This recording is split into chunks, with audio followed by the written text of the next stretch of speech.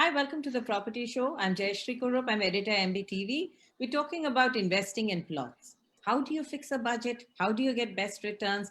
What kind of plots should you buy?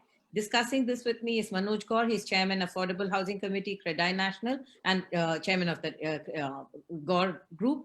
There is Gagan Randev, who's the national director, Capital Markets Colliers. Chirag Goel, who's the director, the professionals. Thank you so much for joining me.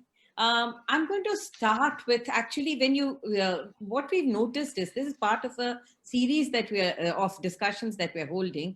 We've seen that the demand for plots has increased significantly across the country, mostly on the peripheries of big cities. That's where the land is available. But having said that, even within the cities, there's a lot of demand for plots. So I'll first go to Manoj Kaur. Manoj ji, let's talk about the Greater Noida Yamuna Expressway, that entire belt. What kind of demand do you see, and what is the reason for this demand? Okay, as far as plots is concerned, real estate start he plot से हुआ था. That is the basic thing जो है. कोई भी real estate अगर आप देखेंगे पूरी इंडिया में, पूरे वर्ल्ड में, तो वो piece of land से start होता है. And ये हर आदमी की desire होती है कि मैं एक अपना piece of land वो मेरा हो, जिसकी जमीन भी मेरी हो और आसमान भी मेरा हो. लेकिन धीरे धीरे जैसे जैसे मेट्रो सिटी डेवलप होने लगे, तो लैंड इतनी महंगी हो गई कि उसको इंडिविजुअल को ओन करना it's quite difficult. That's why ये एफएआर का कॉन्सेप्ट आया कि पहले एफएआर 1 था, फिर 1.5 2 4, देन अगर आप हांगकांग की बात करें तो वहां पे एफएआर 30 तक हो गया. तो ये हुआ कि भाई लैंड की प्राइस बहुत सारे लोग मिलके शेयर कर लेते हैं, देन लेट्स कंस्ट्रक्शन कॉस्ट जो जिसकी आ रही है. लेकिन अब दोबारा से लॉकडाउन के बाद और आज भी, पहले भी और आज भी, the preferred investment destination is always land. तो फ्लैट का इतना, क्योंकि फ्लैट में बहुत सारी चीजें, उसकी मेंटेनेंस भी इंक्लूड होती है, चीजें डिटेरियोरेट भी होते हैं, कंस्ट्रक्शन कॉस्ट कम भी होती है. तो जहां पर भी कहीं उसको ऑप्शन मिलता है किसी भी इन्वेस्टर्स को या एंड यूजर को, कि जहां पर वो ये ऑप्शन ले सके कि उसकी जमीन और उसका आसमान उसका हो, क्योंकि इसमें एक्सपेंड भी वो कर सकता है. कल को फैमिली बड़ी होती है, एक फ्लोर और डाल लिया, या फैमिली मेंबर्स बढ़ते हैं, तो ये हमेशा प्रेफर्ड. लेकिन मेट्रोज में ड्यू टू द कॉस्ट ये आउट ऑफ बजट हो गया था. बट ये अभी लॉकडाउन के बाद इसकी डिमांड दोबारा से फिर से बढ़ी है. और स्पेशली एज यू टॉक के भाई मेट्रोज और उसके पेरिफेरल में जहाँ पे लैंड लार्ज पार्सल्स में अवेलेबल हैं, तो दोबारा से ये प्लॉटिंग सिस्टम काफी देखने को मिल रहा है. Secondly, developer point of view से although it is not very profitable, but cash flow इसका बहुत अच्छा हो जाता है. जब भी हम प्लॉट सेल करते हैं तो उसकी डिमांड हमेशा से रहती है और कैश फ्लो वो जल्दी सेल होते हैं. तो बहुत सारे डेवलपर्स ने अपने आप को कैश ट्रेंड से बाहर निकालने के लिए भी अपनी ग्रुप हाउसिंग जितनी भी उनकी जो योजनाएं थी उनको खत्म करके प्लॉटिंग में कन्वर्ट किया है. तो दैट्स व्हाई अभी आप देखेंगे कि काफी प्लॉट्स के ऑप्शन आपको आसपास जो है वो दिखने लगे. तो 2-3 फैक्टर्स जो है ये प्लॉट्स को जो है एक इंटरेस्टिंग प्रोडक्ट बना रहे हैं रियल एस्टेट के अंदर. Gagan, I'm going to come to you. Sure. Like Manoj ji said, clearly for the developer, in the periods of stress, plotting is a easy exit, easy entry, easy exit option. And for the, it brings in the cash flows, it improves the cash flows. And today that's one of the big reasons, right? Let's look at it from the consumer point of view. What is it that drives people towards plots? And it's a cyclical demand, I see. Sometimes the demand veers towards built-up properties, and now it's veering back towards plots. So what is this change in life cycle? Jesse, as Mr. Gaur rightly said, I think we've seen a bit of an evolution of what has gone through between plots, flats, and again plots now. So initially plots, at a time when real estate was being looked at more from an investment point of view, people invested in hordes in plotting. So whether in Delhi, Noida, Faridabad, Gurgaon, you would see people only talking of plotting. People would be making 10% gains in a day, sell it a week later, etc., and move out. Then as people said, okay, that there are a decent amount of chunk of what was being sold was also ultimately going towards somebody who was going to use it for actually staying there. You actually saw that a lot of people started preferring flats simply because, one, in a plotting, if it was not a gated community, safety issues. The fact that on a particular road, you may have had 10 plots, only one being built. So you had 9, 5 plots on the right-hand side, 4 on the left-hand side not being constructed. So, it didn't really inspire a lot of safety, concerns in, amongst buyers. So you had a trend starting where people actually started looking at flats. Why, so COVID definitely, and Mr. Gaur said, is something that has really started the advent back to plots. But I think even before that, if you look at the last few years, the number of projects started, not delivered, construction going on for 7 years. So people started seeing that there's a construction risk. If you were buying a high-rise building, you were putting in money, you were paying interest costs, but not being able to move into the flat simply because there was no construction being completed.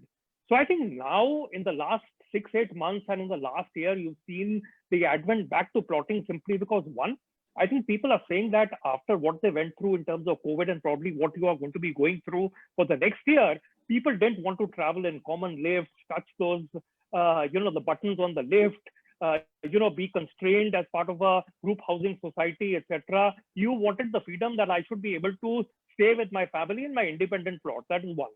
Second, you started having gated communities. So the safety, the same kind of flexibility that a flat accords, but in a larger gated community. Number three, the government made it mandatory that the builders would have to provide roads, electric services, which is your electricity, piping, sewage, connections to your plot. So that was taken care of. And I think the other big aspect is flexibility. So even if you bought a plot, it's not necessary that you need to construct a 3-bedroom, house on that on day one. You could start and construct 1 bedroom, then you have the flexibility of building it out and then building it out further. So those are the reasons why actually people have started the advent back to plots in the last year or so. Right. Chirag, who are the plot buyers? Define the profile of the plot buyers. Are they people from the city, the traditional city dwellers? Is it the young migrant population? And how big a role does budget play in selection of plots? If we are talking about the customer of which category, we can't define a customer category, because there is always a customer mixed category, from a mixed category. It's a service class also, it's from a business class also, it's an investor also, and it's a actual user also. So आप market में अगर बात करें तो सारा ही mix category का customer है.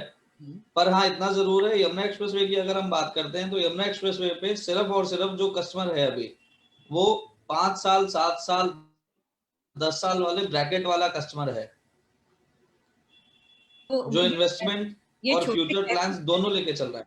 ये छोटे शहरों से आ रहे हैं, नोएडा, ग्रेटर नोएडा में रहने वाले लोग हैं, कौन है ये? नहीं मैम, वो मिक्स कस्टमर है. बाहर के भी लोग हैं, नोएडा, ग्रेटर नोएडा के भी हैं, दिल्ली के भी इन्वेस्टर्स हैं. दिल्ली के भी, ऐसा नहीं है कि दिल्ली वाले कस्टमर नहीं, दिल्ली के भी इन्वेस्टर्स हैं. तो मिक्स है ये, मतलब. ठीक, डन. मनोज जी, आज कितने डेवलपर्स के पास ऐसा पैसा है, ऐसा लैंड बैंक है कि वो प्लॉट्स काट कर बेच सकें? And what percentage of the total development is plots? देखिए, बहुत ज्यादा लैंड बैंक लोगों के पास बचा नहीं है, क्योंकि नया कोई प्रोजेक्ट या नई लैंड किसी ने बाय नहीं करी है, क्योंकि पुराने जितने प्रोजेक्ट्स थे उसी को रेट्रोफिट कह सकते हैं आपके, जहां पर ग्रुप हाउसिंग प्लान थी उसको प्लॉट में कन्वर्ट कर दिया. फॉर एग्जांपल, अगर हम अपनी गॉड यमुना सिटी की बात करें तो initially that was a group housing township like God city, जहाँ पे मोर देन 30,000 हाउसेज बन चुके हैं, लोग रह रहे हैं. उसी पैटर्न पे हमने सोचा था कि हम गॉड यमुना सिटी के अंदर भी एक अफोर्डेबल हाउसिंग टाउनशिप जो है वो डेवलप करेंगे with all facilities. somehow the construction, although first phase के अंदर 3,000 फ्लैट्स सोल्ड आउट हुए और उनका पोजीशन भी हो गया, लेकिन इवेंचुअली जैसे जैसे वहां पर जो है हमने डेवलपमेंट स्टार्ट किया, तो एक तो वो लोग जो सेकंड हाउस की तलाश में थे, सेकेंडली जो अपना जो ऑलरेडी फ्लैट में रह रहे हैं और वो वहां से अपनी टुवर्ड्स बेंगलोर या कोठी की तरफ मूव करना चाह रहे हैं. Third category of customers is big NRIs. जो एनआरआईज स्पेशली फ्रॉम गल्फ, जब वो डेवलपमेंट की न्यूज़ यहाँ पे सुनते हैं कि एयरपोर्ट आ रहा है, फिल्म सिटी आ रहा है, टॉय सिटी आ रहा है, इतने इंडस्ट्रीज, इतने हाईवेज, इतने बुलेट ट्रेन, तो उनका इंटरेस्ट भी जो है काफ़ी आता है कि let's buy a piece of land, अब बैक टू इंडिया, कभी शायद जाना पड़े जो है, एक वो कैटेगरी भी काफ़ी जो है। प्लस वहाँ के जो किसानों को एक बहुत बड़ा मुआवजा मिला है, वो भी एक बड़े इन्वेस्टर्स वहां पर हैं कि चलो इस गांव में जमीन थी कभी हमारी, एक ऐसा प्लॉट तो लेके रखते हैं एक बच्चे दो बच्चों के लिए कि यहाँ पे उनका घर वो फ्लैट कल्चर के अंदर अडॉप्ट नहीं कर पाते अपने आप को जो। प्लस आसपास के जो दूसरे टाउन्स हैं, जैसे मथुरा हो गया, आगरा हो गया, वृंदावन हो गया, अलीगढ़ हो गया, वहाँ के जो लोग नोएडा, ग्रेटर नोएडा के अंदर मूव करना चाहते हैं, तो Noida, greater Noida plots are very very premium plot जो है, 1 लाख रुपए स्क्वायर मीटर, 2 लाख रुपए square meter, as compare to Yamuna it's hardly 30,000 rupees square. तो अगर 30 लाख 40 लाख रुपए के अंदर उनको 100 गज का एक घर, एक प्लॉट मिल जाता है और जिस पे लेटर ऑन वो कभी अपना घर बना सकते हैं, तो वो इनके लिए प्रेफर्ड डेस्टिनेशन जो है वो हो रहा है। और ये बात बिल्कुल ठीक है कि इसमें बहुत ज्यादा अभी लैंड बैंक नहीं है डेवलपर्स के पास, तो इसलिए ये बड़े लिमिटेड क्वांटिटी में आपको जो है देखने को मिल रहे हैं, या जिनके पास लार्ज टाउनशिप थी या लार्ज एरिया था, उन्होंने अपने आप को चेंज कर लिया है ग्रुप हाउसिंग टू प्लॉटिंग, तो वहां पर ही आपको देखने को जो है मिल रहा है। Gagan, when Manoj ji referred to the infrastructure that's coming up, which is driving the investment in plots. So when a consumer looks for plots, what are the kind of infrastructure, what are the elements of infrastructure that he should be considering? Okay, before I get to that, there is just something I wanted to add, and I think there has also been a good amount of government initiative which has gone towards driving the sale of plots. And I'll give you a small example of that. If you look at Haryana, the Deen Dayal Awas Yojana, okay? Now what it did was, so the government realized that in the last couple of years, the price of land was becoming very, very expensive. Which is one, the landed cost, which is the acquisition from farmers, then you convert the agricultural land, the EDC, IDC, external development, internal development costs were so high that effectively you were not being able to sell an apartment for less than 6,000-7,000 rupees a square foot.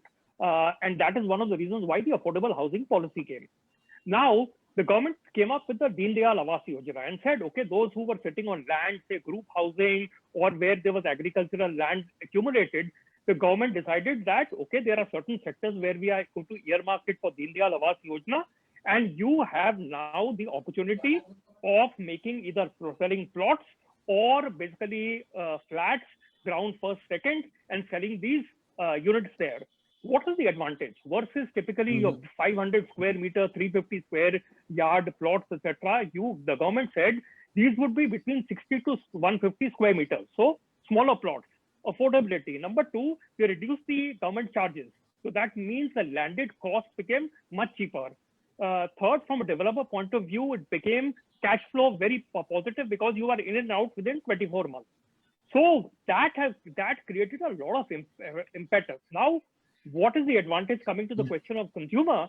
The consumer, one, buys it in a gated society where the developer provides all the infrastructure. So there the government mandates, then in order to ultimately be able to sell everything, you have to complete the infrastructure, which is take care of the load, the water, the sewage, the electricity connections, etc. So effectively, you don't have a situation where a buyer is buying a plot of land and is not getting the infrastructure. That means ultimately he's having to run his own generator, etc. So you're actually having a completed township of plotting where you have a certain amount of time where you would actually build that to your liking. So from a customer point of view, you are getting the facilities and you're not being left at the mercy of somebody that, now it is totally up to me to provide a pole to get electricity to my plot. All that is being taken care of.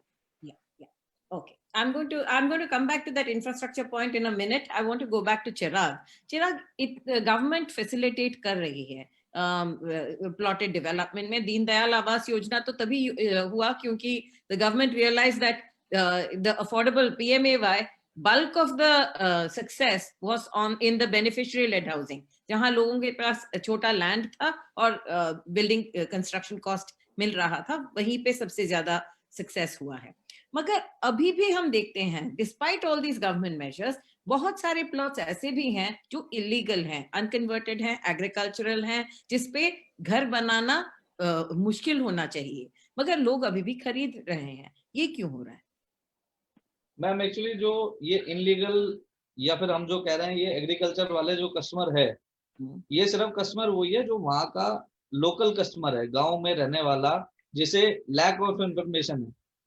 Lack of information जिस client को है, वही client एक वैसा client है जो illegal में जाता है।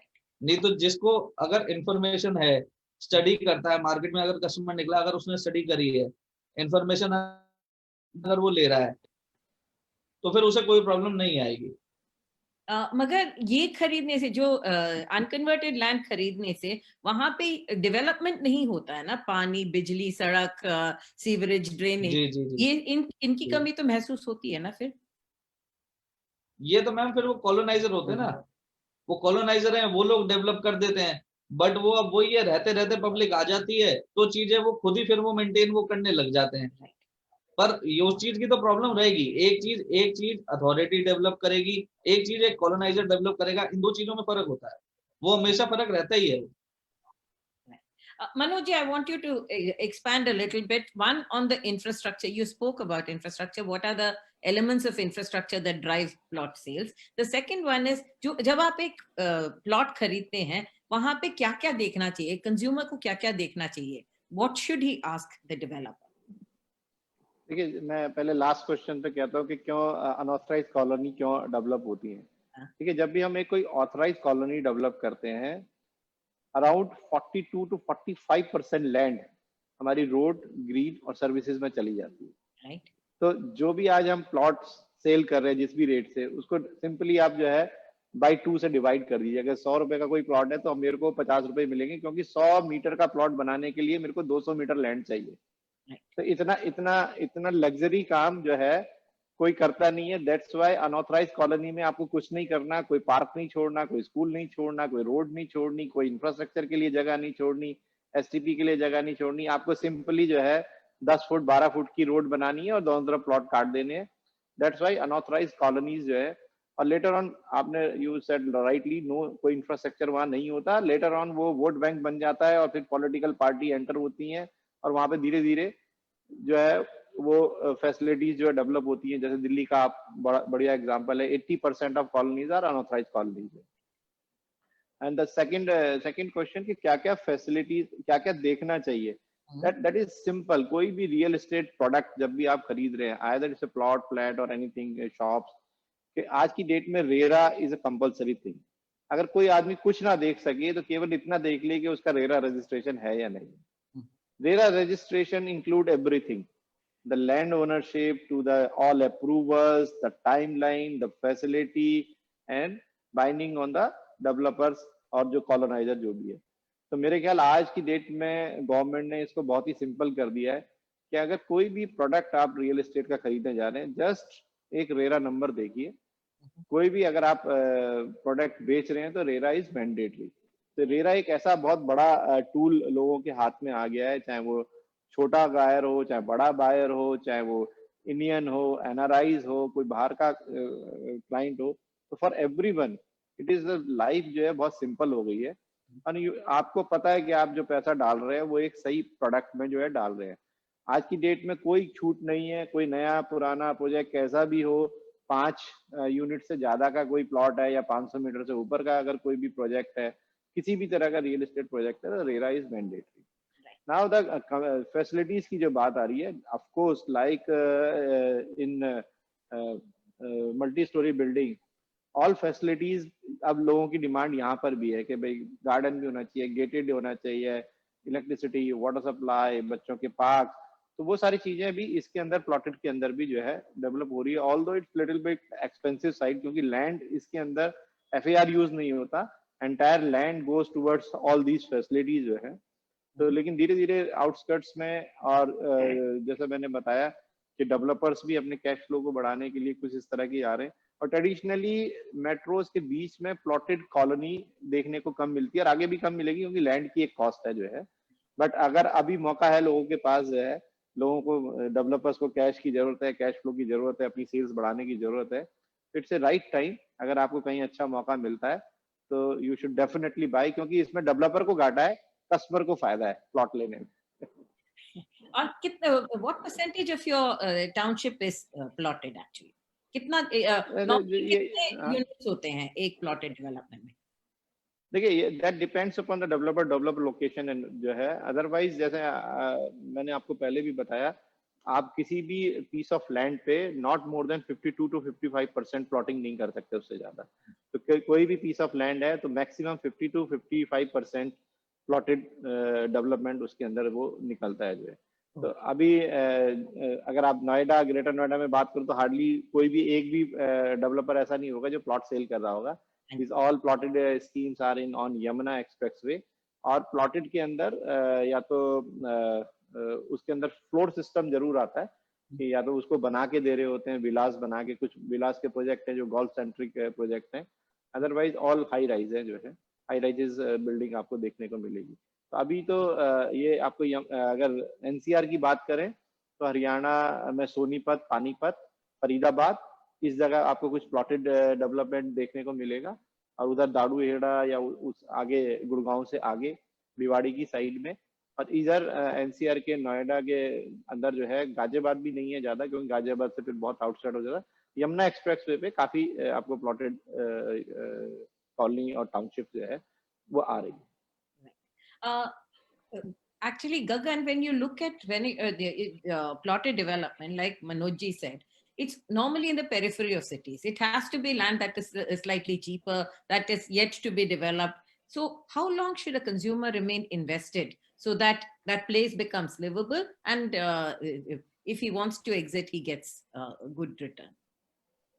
See, the first thing I would say, and I would probably be in the minority, is you should only enter real estate if you're really looking at that piece as ultimately as something for your own consumption.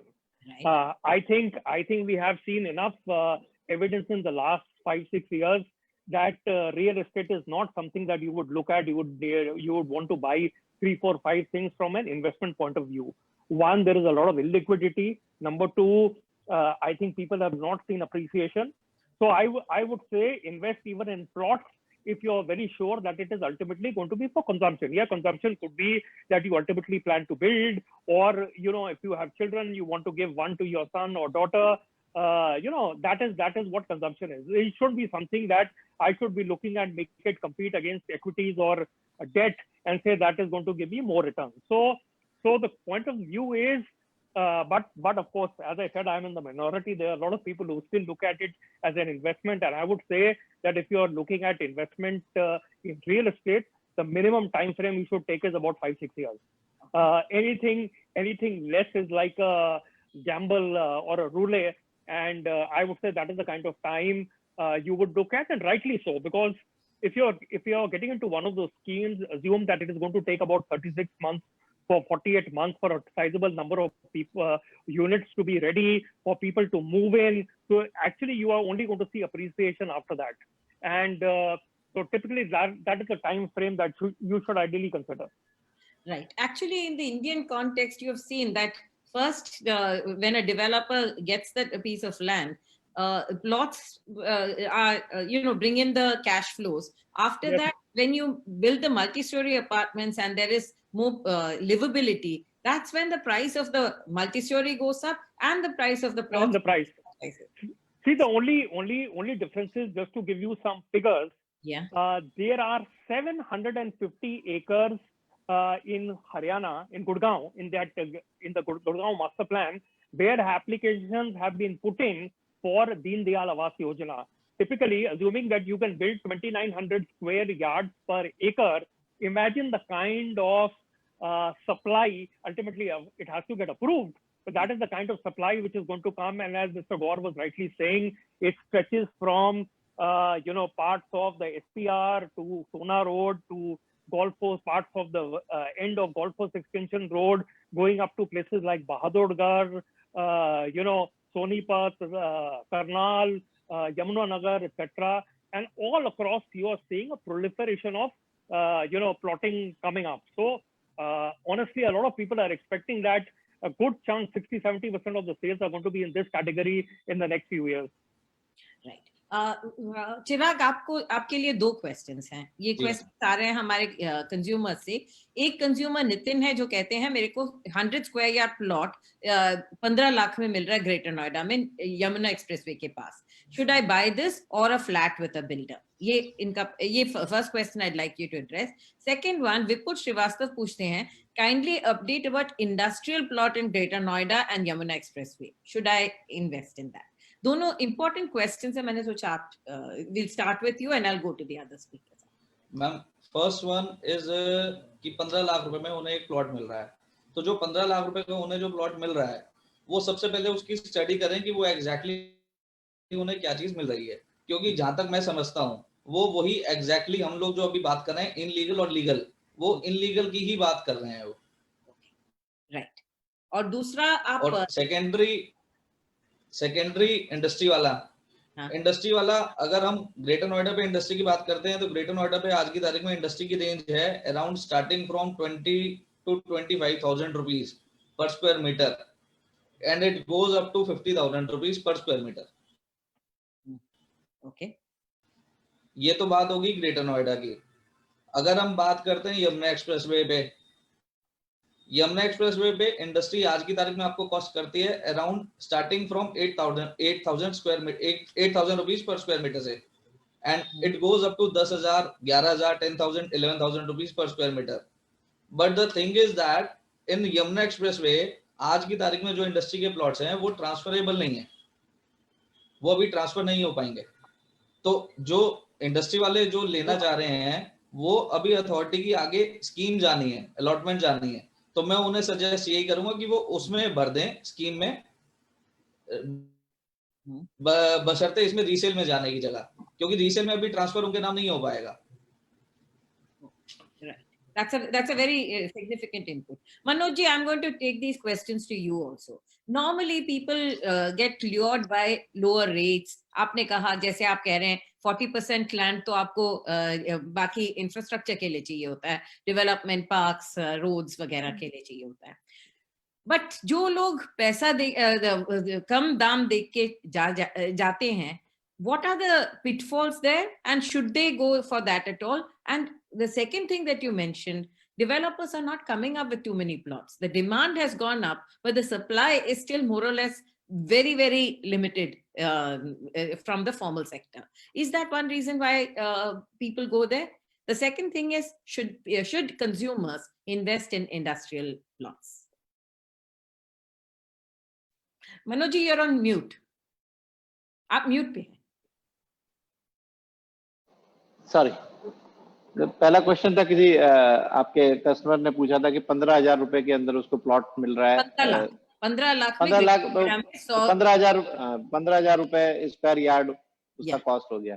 I think अगर इसके अंदर कोई authorise RERA register मिल रहा है तो immediately उसको ले लेना चाहिए, but it is next to impossible कि वो अगर इस तरह का कोई प्लॉट मिलेगा, वो जैसा कि चिराग ने बताया कि कोई ना कोई अनऑथराइज कॉलोनी या गांव के अंदर जो लाल डोरा की जो जमीनें होती हैं उसके अंदर लोग प्लॉटिंग कर लेते हैं जिसका कोई नक्शा पास नहीं होता, और वहां पर कोई भी जो है आपको कभी हाउसिंग लोन नहीं मिल सकता, कोई नक्शा उसके अंदर पास नहीं होगा।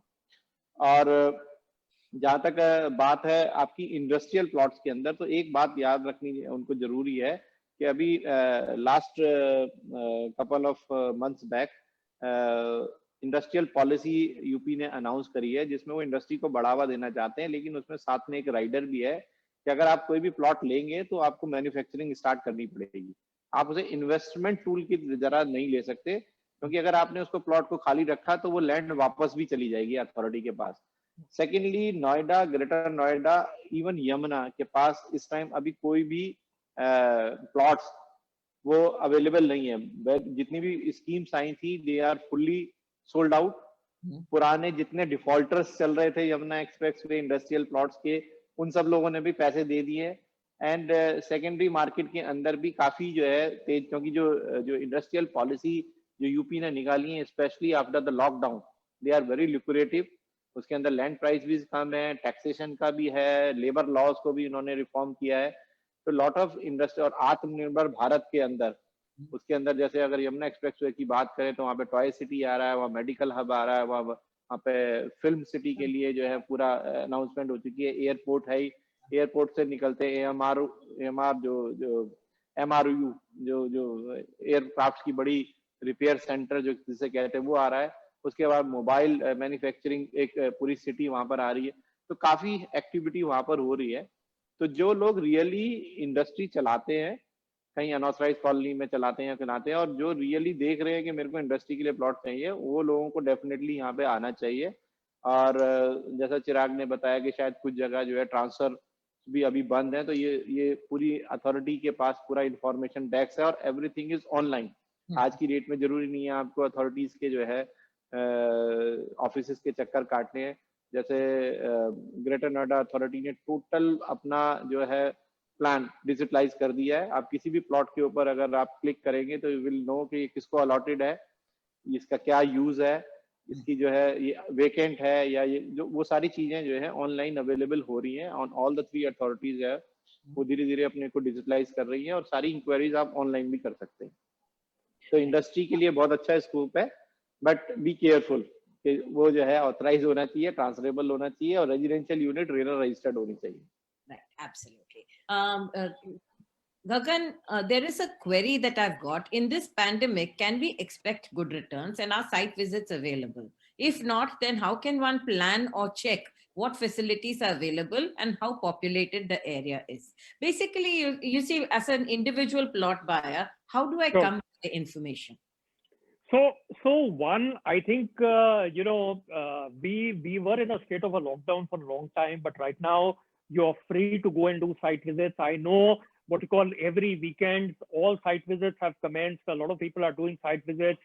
The good thing which is also happening is that I think most developers and a lot of sites like yours, Magic Bricks and others are doing virtual tours. So all developers have 360 views of not only what is being sold, but also the immediate area surrounding.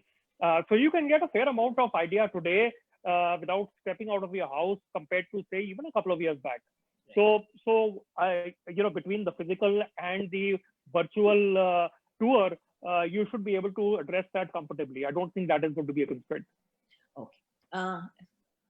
चिराग, एक consumer ने पूछा है कि मैं 70 से 90 लाख में greater Noida या Yamuna expressway में कहाँ पे लैंड खरीद सकता हूँ? Any developers offering plots there? This is एक तो आप बताएं कि जब आप यमुना एक्सप्रेसवे तो बहुत बड़ी जगह है and there are infrastructure drivers, so how do you choose where you should buy on the Yamuna expressway or even in Greater Noida? Second thing is developers यहाँ ऑफर कर रहे हैं या सेकेंडरी मार्केट से खरीदें? Chirag? Ma'am, actually it totally depends upon the customer requirement. Right. It is totally based up to customer requirement. Sir इसमें भी हम बहुत सारी कैटेगरीज होती हैं। अगर आप कस्टमर को इन्वेस्टमेंट के लिए चाहिए तो इन्वेस्टमेंट के लिए आने वाला फ्यूचर यमुना एक्सप्रेसवे को हम लोग ज्यादा ब्राइटर देख रहे हैं बशर्ते ग्रेटर नोएडा के मुकाबले। अब बताएं क्यों?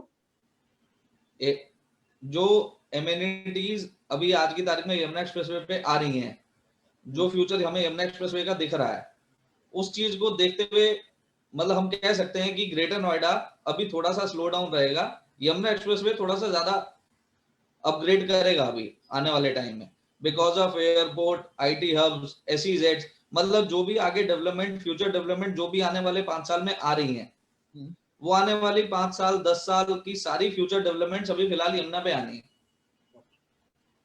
तो उन सारी चीजों को हम देखते हुए अगर उनका प्रोस्पेक्टस, अगर उनका सिर्फ मोटो इन्वेस्टमेंट का है तो इन्वेस्टमेंट अथॉरिटी प्लॉट्स में जा सकते हैं।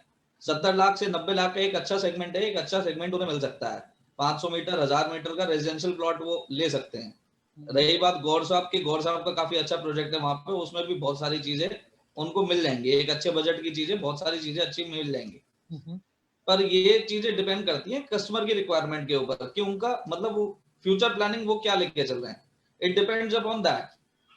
तो कितने साल तक, अभी गौर साहब ने कहा 5 साल तक रखना चाहिए आपको? यमुना एक्सप्रेसवे की सारी इन्वेस्टमेंट अगर आप आज की तारीख में यमुना एक्सप्रेसवे पे कुछ लेने जा रहे हैं तो आप कम से कम 5 साल अपने माइंड में ब्रैकेट लेके चलिएगा, अगर आपको उस इन्वेस्टमेंट का मजा लेना है तो। Manoj ji, there's a query that has come. When buying from private developers, is there any difference in construction cost on plots? Does it cost more in privately developed plot projects? Would you like to take that query? Sorry, आपका please repeat the question. बीच में शायद lag आ रहा था. When buying from private developers, is there any difference in construction cost on plots? Does it cost more in privately developed plot projects? Compliance, nothing like वगैरह, that. nothing. Cost of the construction of plot is totally depend upon your taste, your specification, your elevation. आप उसके अंदर जो है एक के अंदर Italian marble से लेके इंपोर्टेड फर्नीचर तक उसके अंदर लगा सकते हैं या simple construction. That totally depend upon the taste of the owner. Private के यहाँ ले रहे हैं या वो लैंड इज देयर, लैंड चाहे आप गवर्नमेंट से लें या प्राइवेट से लें, लैंड के ऊपर आपको नक्शा पास कराना है, नक्शा बनाना है आर्किटेक्ट से और उसके बाद उसकी बिल्डिंग बनानी है. तो ऐसा नहीं है कि वो प्राइवेट के यहाँ ज्यादा कंस्ट्रक्शन कॉस्ट आएगी और गवर्नमेंट से प्लॉट लेंगे तो उसके अंदर कम आएगी. Construction cost remain same depending upon your taste and the specification. As far as क्या देख के लेना चाहिए प्लॉट, अगेन जैसे आप अगर कोई भी अपार्टमेंट लेते हैं, पहला पार्ट लीगलिटी उसकी देखनी है, सेकंड एमिनिटीज. तो जैसे हम अपने गौड़ यमुना सिटी की बात करें तो दैट इज ए 250 एकड़ गेटेड टाउनशिप. आज की डेट में वहां पर स्कूल ऑपरेशनल है, वहां पर एक 10 एकड़ की लेक वहां पर है, रोड्स वहां पर अवेलेबल है, मोर देन 200 फैमिलीज वहां पर शिफ्ट हो गई हैं, shopping complex is there, temple is there, एक बड़ा स्पोर्ट्स स्टेडियम इज देयर. तो all the facilities are already developed. अगर ऐसी जगह जाते हैं एंड 250 विलास जो है वहां पर बन चुकी हैं जिसमें कि लोगों ने ऑक्युपाई भी जो है उसमें कर लिया है. तो अगर ऐसी एमिनिटीज में लेते हैं तो right from the day one you no need to wait for the 5 years. From day one you can construct your house and start living there. You're saying that you've already brought livability to that area. Yes. The families are already moved in. एक metro, एक although ज्यादातर लोग car use करते हैं जब इतनी दूर जाके रहते हैं, फिर भी एक metro bus service from township to nearest metro connectivity to the Pari Chowk, वो भी वहां पर जो है ऑलरेडी ऑपरेशनल है. And still lot of transport facility, एक ट्रांसपोर्ट हब पूरा जो है यमुना अथॉरिटी ने वहां पर प्लान किया है. और जैसा कि चिराग ने भी बताया कि यमुना के पास आज की डेट में जो अट्रैक्शन है, आई थिंक पूरी इंडिया में किसी अथॉरिटी के पास इतने अट्रैक्शंस नहीं है. एक तो सबसे बड़ा लार्जेस्ट लैंड बैंक पूरी इंडिया के अंदर किसी अथॉरिटी के पास है तो वो यमुना अथॉरिटी के पास है. और जो प्रोजेक्ट्स उन्होंने अनाउंस किए हैं, एयरपोर्ट रियलिटी के अंदर वहां पे ऑलरेडी लैंड परचेज कर ली गई है फार्मर से, जो कि एक बड़ा आज की डेट में इशू है कि लैंड एक्वायर करना सबसे बिगेस्ट प्रॉब्लम है. लैंड एक्वायर करके ज्यूरिक जो है एक that is the only airport in India जिसमें 100% FDI आया है. उससे पहले कोई भी 100% FDI, इवन दिल्ली का भी 100% FDI नहीं है. तो उसके अलावा जो फिल्म सिटी से लेके टॉय सिटी से लेके अभी एक मेडिकल हब वहां पर आ रहा है. देन कनेक्टिविटी के लिए ईस्टर्न पेरिफेरी वे से कनेक्शन वहां पे बनना स्टार्ट हो गया है. देन बॉम्बे, दिल्ली बॉम्बे जो नया एक्सप्रेस वे बन रहा है उसकी कनेक्टिविटी भी अनाउंस हो गई है. जो बुलेट ट्रेन है जो दिल्ली टू वाराणसी जा रही है उसका एक स्टेशन एयरपोर्ट के ऊपर आएगा. रैपिड ट्रांसपोर्ट सिस्टम वो भी वहां पर ऑलरेडी अलॉट हो चुका है. उसके अलावा और बहुत सारी फैसिलिटीज जो है यमुना अथॉरिटी जो है प्लान कर रहे हैं. फिल्म सिटी जो है एक और बहुत बड़ा अट्रैक्शन जो है वहां पर होने जा रहा है. तो इन सब चीजों को देखते हुए जो भी पूरे वर्ल्ड में कहीं पर भी डेवलपमेंट हुआ है वो एक्सप्रेस वे के किनारे हमेशा डेवलप हुआ है. और एक्सप्रेस वे और airport, these two are the deadly combination. तो मेरे ख्याल से फ्यूचर यमुना का काफी ब्राइट है. Gagan, I'm going to take 2 more queries here, Sure. building up on Manojji's reply. One is Sheikh Naima says Yamuna Expressway area towards Jewar are yet to be livable. How long will it take if I purchase land here? Manojji has answered it to some extent in his own township, but pick that up. And then there is another query from Amit Kumar who says, will Jewar Airport increase return on plots in the Yamuna Expressway area? Gagan, you want to take that? Okay, so I think both of them are similar, but if there is one thing I can say without even 1% of hesitation is, if you see the kind of infrastructure development which has happened around Noida, it is light years ahead of anything else in this region. You go into in Noida, any part of Noida, and you can travel from point to point B, which may be 10-15 kilometers away in 10-15 minutes. Unheard of. I live in Delhi and I come to Gurgaon for work, and I can tell you, except during this period when there is hardly any traffic, how much time it used to. I go to Noida and Ghaziabad. In fact, I was in Mr. Gaur's office a couple of days back, and from Delhi to his office, it takes me less than 30 minutes. Unheard of. That is the kind of infrastructure. So I have no doubt in my mind that the infrastructure as Jewar Airport is getting completed is only going to get better. So obviously along the way you're going to see appreciation, you're going to see development which is going to happening, and honestly on that stretch I don't think you're going to really be able to go wrong. And the good thing is it is not something futuristic. You have the past which is a direct future of what is going to come. So you know that they have already delivered. So there is no reason to expect that they will not be able to deliver the same kind of infrastructure, road, etc. going forward. Right, absolutely. In fact, having an authority always helps, because the authority has complete control on all the provision of all the services, which means connectivity, shopping, absolutely, everything. And that's what Gagan is talking about. There is actually, Chirag, I'll take this query, Shivam's query to you. One challenge people face frequently in Yamuna Expressway type of areas is the availability of shopping areas in the vicinity and local connectivity. How does it fare on these counts?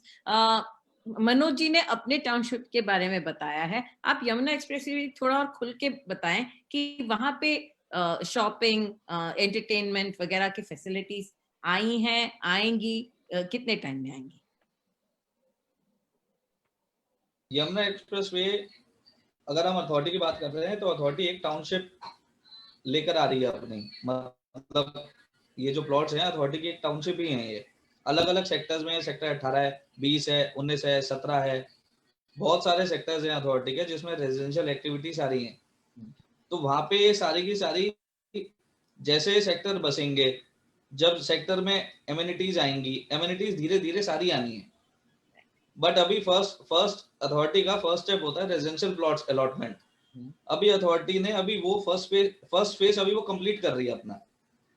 Authority is under going through first phase cutting of residential plots. Right. इसके बाद commercial की भी इसमें allotment आएंगी, दुकानों की भी allotment आएंगी. तो कितना टाइम लगेगा? It will take time, ma'am. It will take time. Around 2 to 5 years it will take time. क्योंकि ये चीजें धीरे धीरे आएंगी. अब सेक्टर डेवलप होगा, जैसे डेवलप होगा फिर वहां पे मार्केट की स्कीम आएंगी, अलॉटमेंट आएंगी मार्केट की, मार्केट के अंदर दुकानों की अलॉटमेंट्स आएंगी, कमर्शियल्स की आएंगी, ग्रुप हाउसिंग्स की आएंगी. तो it will take time. It will take time. Manoj, there is a consumer who asked me, is it sensible to sell your flat and buy an independent house? What do you think? Definitely अगर आपका budget allow करता है तो इससे बढ़िया कोई चीज हो नहीं सकती जो है. अपनी जमीन, अपना आसमान, ये कहाँ मिलता है मौका जो है शहर के बीच में जो है. अगर ऐसा कोई अपॉर्चुनिटी है जहाँ पे आपने फ्लैट लिया हुआ है और उसके प्राइजेस इतने बढ़ गए हैं कि उसको बेच के और आप एक प्लॉट ले सकते हैं, तो डेफिनेटली ये स्टेप लेना चाहिए, क्योंकि ये अपॉर्चुनिटी बार बार नहीं मिलती है. आज यमुना एक्सप्रेसवे के ऊपर ये अपॉर्चुनिटी इसलिए मिल रही है क्योंकि वहां पर अभी लैंड बहुत अवेलेबल है. थोड़े दिनों में वो भी नोएडा और ग्रेटर नोएडा की तरह हो जाएगा, क्योंकि इन सारे ये जो तीनों शहर हैं, नोएडा, ग्रेटर नोएडा और Yamuna express, they are typically industrial towns. इसके अंदर केवल 19% of land is allowed for residential uses.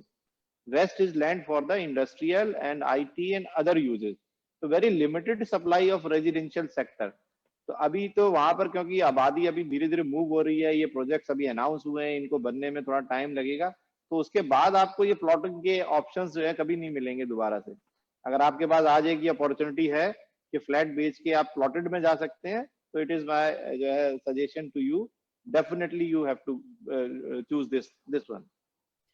Manoj ji, safety का परसेप्शन एक बार एड्रेस कीजिए, क्योंकि सेफ्टी पे क्वेरीज आ रही हैं.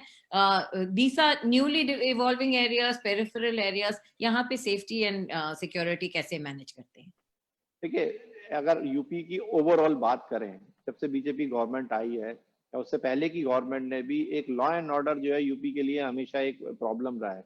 लेकिन पिछले 4 या 5 साल में अगर आप देखेंगे बहुत इंप्रूवमेंट हुआ है। जर्नल, अगर मैं जर्नल बात करूं तो general law and order is improve. दूसरा, Noida as a district commissionerate form of policing जो है यहाँ पर इंट्रोड्यूस की गई है, यूपी में केवल लखनऊ में और नोएडा के अंदर। तो कमिश्नरी सिस्टम ऑफ पुलिसिंग जैसे हरियाणा के अंदर है, वो उससे बहुत इंप्रूवमेंट हुआ है। तो ये बात तो रही जनरल लॉ एंड ऑर्डर की। अभी कोई ऑर्गेनाइज क्राइम या उस तरह की क्राइम की चीजें जो है यूपी से खत्म हो चुकी हैं। जो एक लोकल छोटा मोटा क्राइम होता है वो तो दिल्ली में भी है और बॉम्बे में भी है, वो हर जगह है। लेकिन उसके अलावा एक ऑर्गेनाइज क्राइम जो है वो यहाँ पर नहीं है कि लोग रात में यहाँ पे ड्राइव करते हुए डरे, या यहाँ पर कुछ इस तरह के इंसिडेंट जो है वो नहीं होते हैं। सेकेंडली, जो भी डेवलपर डेवलप कर रहा है वो ज्यादातर गेटेड कम्युनिटीज डेवलप कर रहे हैं, जहाँ 2 to 3 tyre security system with camera system and all sort of जो है सिक्योरिटी अरेंजमेंट्स होते हैं। तो जब भी आप कोई बाय कर रहे हैं तो डेफिनेटली सिक्योरिटी के अंदर जो है ये चीजें आप जरूर देखें। दूसरा, जहाँ कम्युनिटी लिविंग होती है, जहाँ टाउनशिप के अंदर आप ले रहे हैं, तो टाउनशिप में एक साथ हजारों फैमिलीज रह रही होती है, तो वो एक ऑटोमेटिकली सेंस ऑफ सिक्योरिटी आपको देती है। ऑल्दो ये चीजें जब हम किसी गवर्नमेंट से किसी कॉलोनी में प्लॉट लेने जाते हैं तो वहां पे जरूर लैकनेस होती है, क्योंकि वो उसको गेटेड नहीं बना पाते हैं। वो over the period of time जब बहुत सारी वहाँ पे जो है मकान बन जाते हैं तो लोग सड़कों के ऊपर गेट लगा लेते हैं और उसको गेटेड कम्युनिटी करते हैं, but that will take lot of time.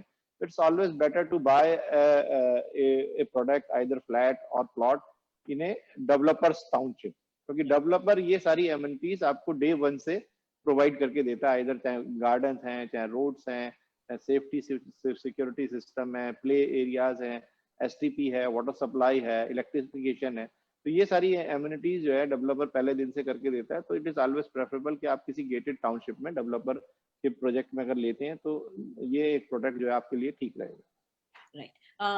Gagan, there is a query. Farming lands in UP can be checked online on Bhule. Can the details of authority and private plots also be checked online? Would you like to take that, Gagan?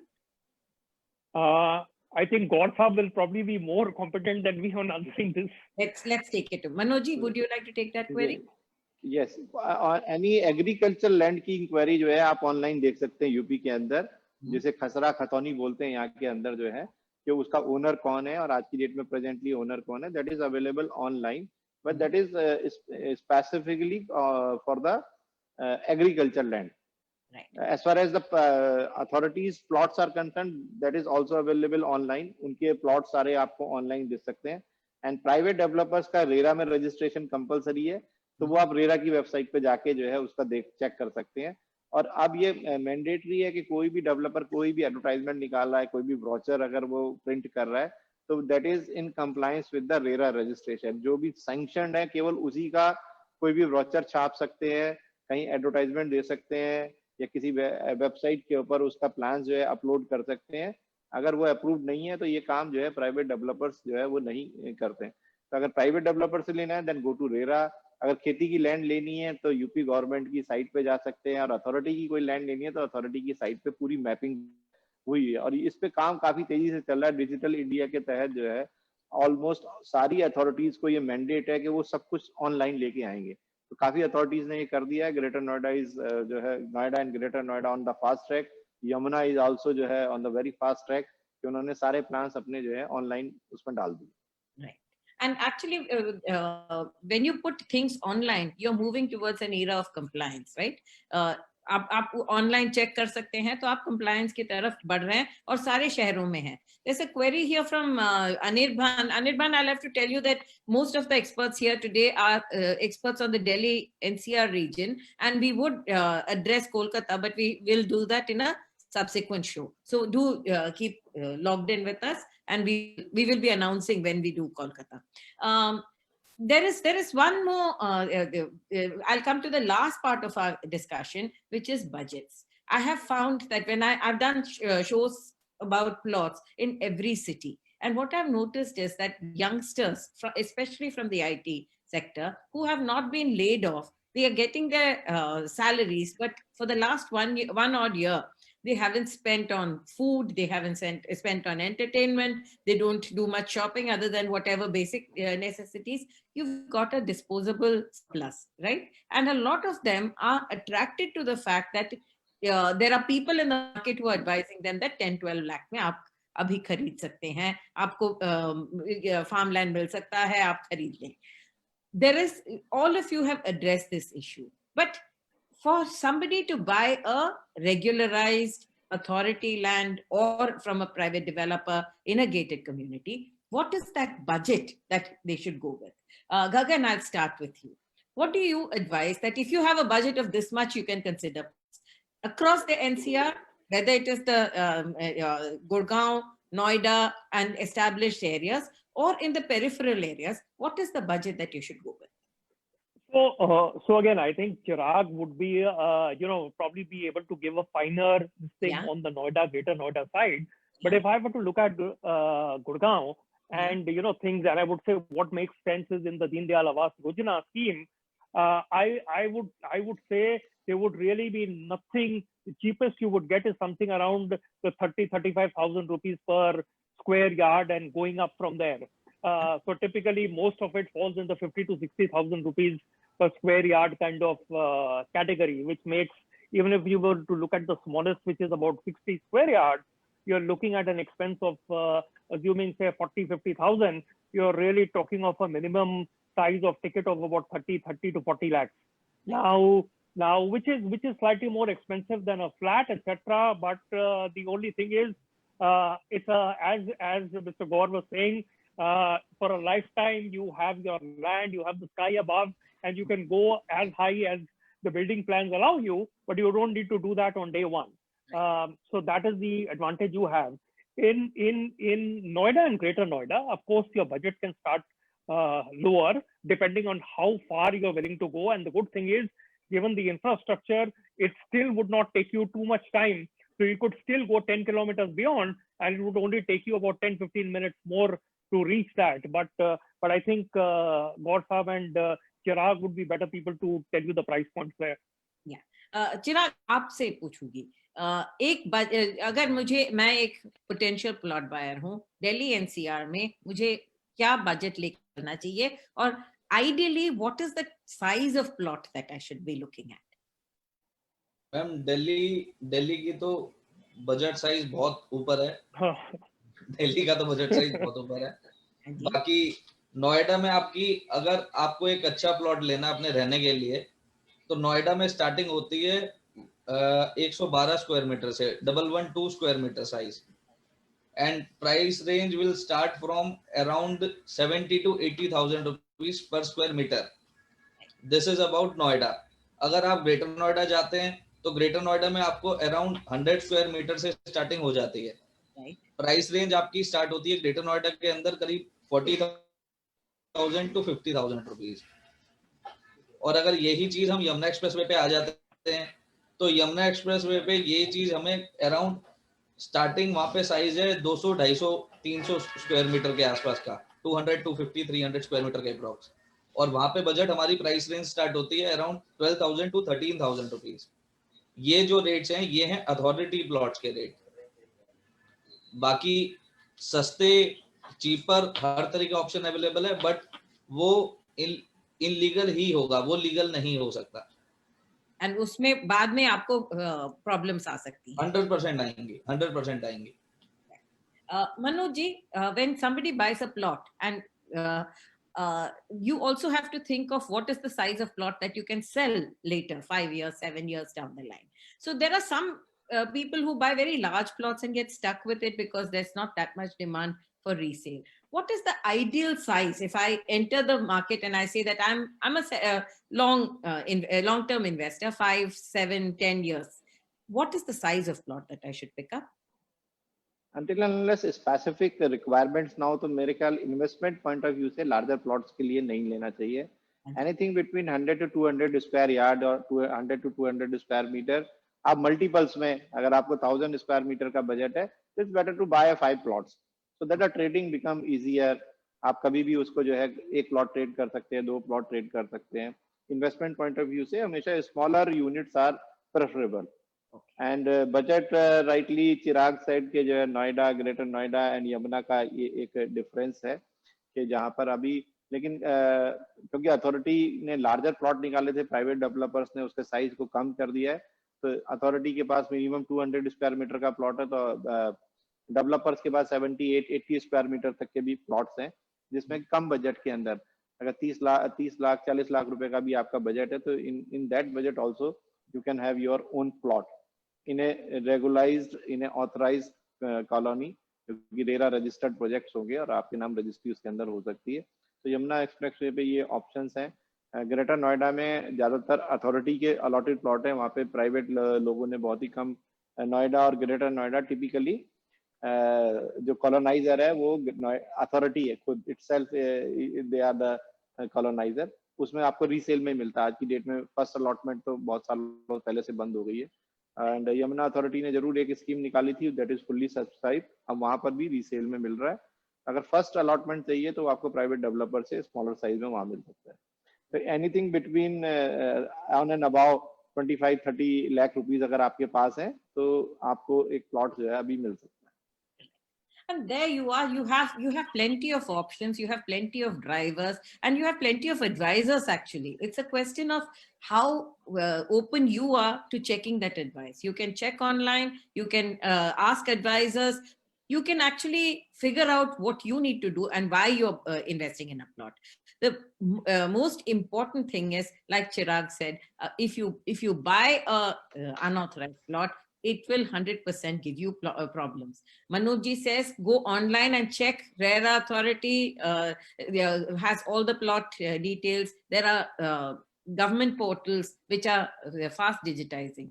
But all the tools are in your hands. It's up to you how well you make your choice. Thank you so much for watching the property. The best advisor is Magic Brick. Magic Brick se achhi advice, and Dashri is the expert in real estate. Thank you. Thank you so much. Thank you. Thank you so much. Thank you, sir. Thank you, Jayashri. Thank you. Thanks.